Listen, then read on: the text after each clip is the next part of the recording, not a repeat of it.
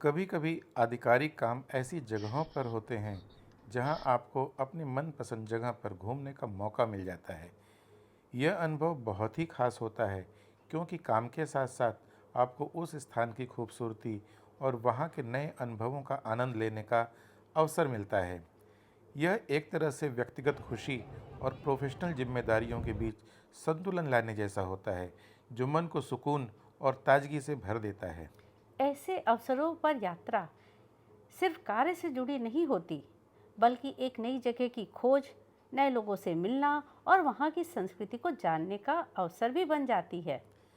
जून 2019 में मैंने अपने भांजे यश के साथ एक सोलो लद्दाख ट्रिप की थी।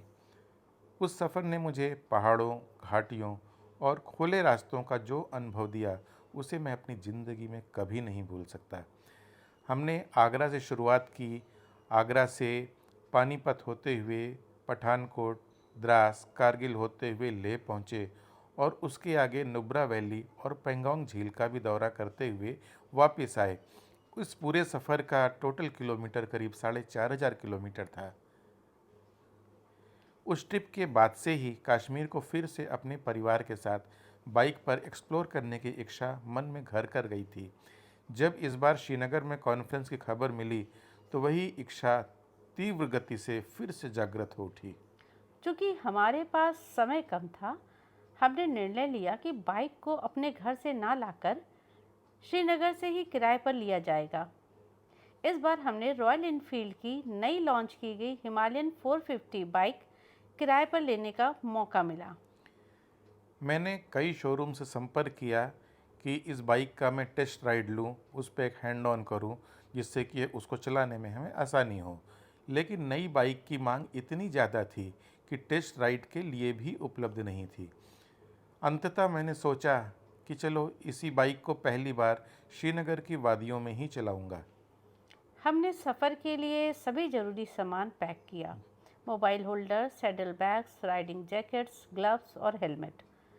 चूँकि फ़्लाइट में लगेज की लिमिट थी, हम बाकी सामान को ट्रेन से श्रीनगर भेजने की व्यवस्था की और अपने हेलमेट साथ लेके गए। हमारी फ़्लाइट ने हमें श्रीनगर की धरती पर उतारा।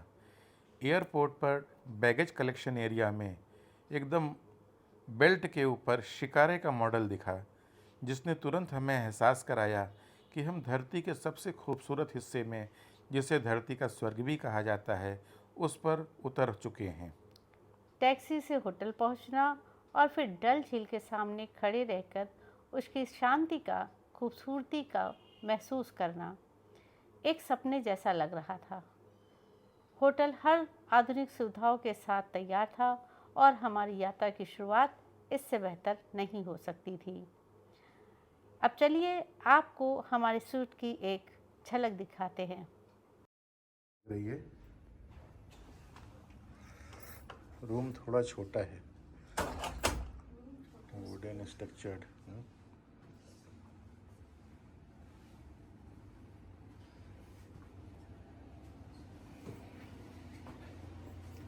बाथरूम, नहाने का थोड़ा सा आइटम अलग। तो ये तो रही हमारी ट्रिप की शुरुआत, एक इंट्रोडक्शन। आगे की जानकारी हम आपको अगले एपिसोड में देते हैं। Thank you.